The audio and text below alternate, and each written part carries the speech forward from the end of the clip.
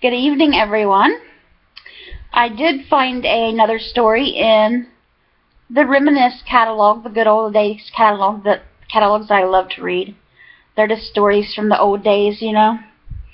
And I'm not sure how 1958, I believe, is when this story was wrote, or when this happened, and the person, you know, they write it into the magazine. But yeah, because it shows a picture of them, and it's in 1958. So you can see their picture of the people I'm going to read about. And this story is titled, A Job Well Done.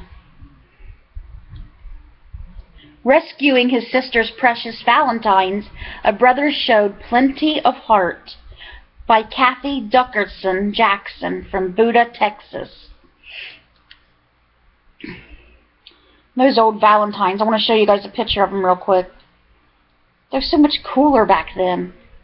They looked awesome. Remember getting valentines in school, and you got to make those valentine boxes yourself, got to decorate it any way you wanted to, and then the classmates would put valentines in each other's box. I don't even think they do stuff like that anymore. That was so much fun, you guys, and back in our day, you know. And look at these valentines. Of course, I wasn't born until 1980, and we did that stuff then, but look at these cool valentines from the 50s. Aren't those cool looking? They're so cute and got so much detail and stuff. I think they're adorable. Okay, so let's begin the story. I screamed when I saw the empty... Let me start over. My words have been all jumbly today. I apologize. I screamed when I saw how empty the garage looked. Then I ran into our farmhouse, welling, "Mom, where are my valentines?" I was in the habit of storing Valentine's Day wishes from my classmates in a red cardboard box that I kept in the garage. I figured they were safe there until I came home that day in 1958. I quickly realized the awful truth. My box was among the many items my mother had discarded while clearing out the space for a hired hand's cot. There weren't many valentines in the box because our school in Corn, Oklahoma was very small. And its terms of quality, they were the cheapest kind. The cheapest kind, you saw how nice those was. They're cheaper today, the expensive ones. They look cheaper and crappier than these. Anyway, back to the story. But when I was 11 years old, they mattered a great deal to me. Cherished reminders of a great time and good friends. I was inconsolable about the loss. Mom hadn't known the old box held my precious valentines, but she did know where they were, sitting atop a mound of rotting trash at the bottom of a 40-foot deep hole in our land dug by a farmer in a futile search for water. We called it the well and used the hole as a dump for trash we couldn't burn. As Dad aimed a flashlight down into the hole, my older brother Ken volunteered to retrieve the box. He was enjoying the rare day off thanks to rain that night before that made harvesting wheat impossible. Dad got out one old rope and one new rope. He tied the ends of both ropes to our tractor, then wrapped the other two ends around Ken's thighs and shoulders, leaving his hands free to grab the valentines. At almost 6'5" and more than 200 pounds, Ken was no ordinary 14-year-old, so it wasn't easy for Dad and the hired hand to lower him into the hole, which was only about 6 feet across. Ken went down feet first, rappelling off the sides.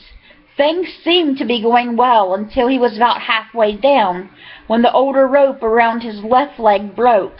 Mom and I screamed. Ken was swinging like a piece of meat, hanging upside down by his right leg.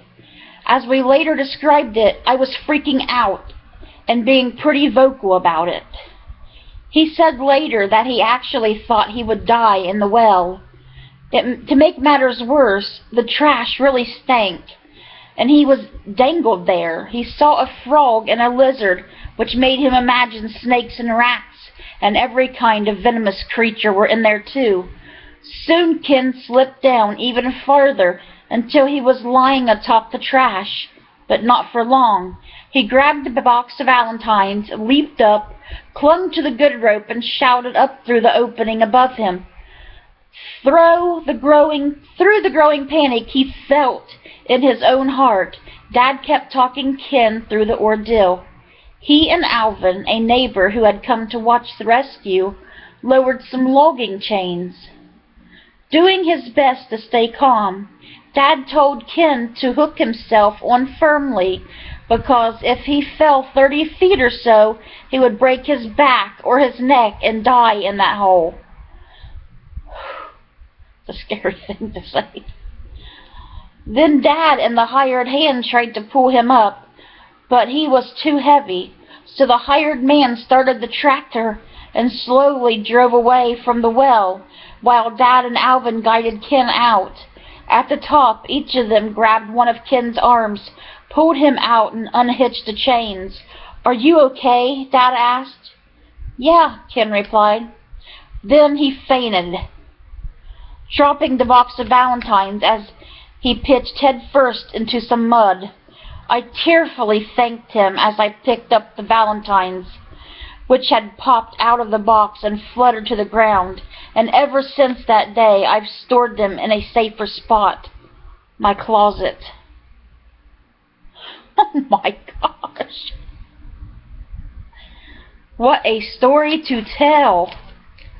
That would, and you can tell, my God.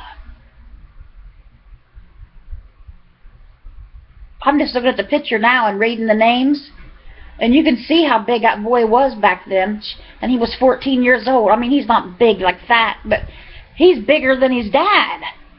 I'm going to show you guys the picture again, and the first guy that you see is not the father. The first guy is the 14-year-old son that went down in the hole.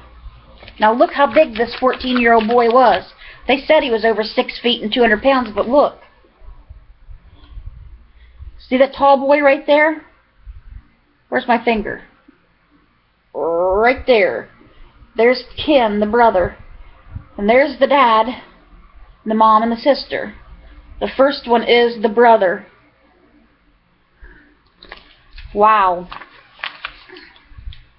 What does it say? Where did it say? 6'5" and more than 200 pounds. Wow, he was tall. He like towers over his dad.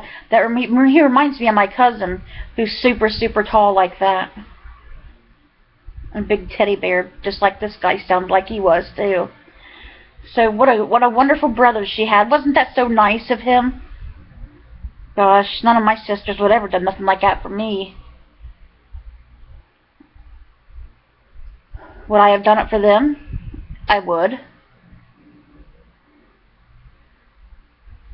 Wow. That just amazes me how good people were to each other back then, you know? Just to rescue her box of valentines. Basically risked his life just to get her valentines back for her.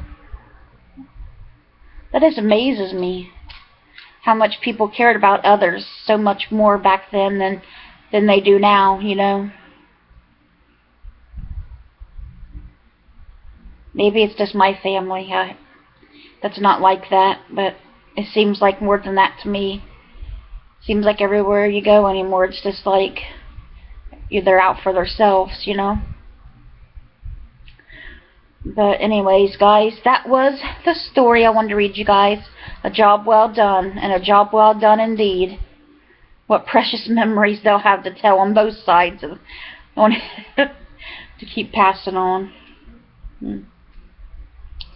I would say she probably kept those valentines for the rest of her life and pass them on. They're that special, especially just the memory of them now. Wow. But anyway, if I find another good story like that in the book, guys, I will save it for you guys and read it another day for you guys. Hope you guys have a good rest of your night. God bless. Bye.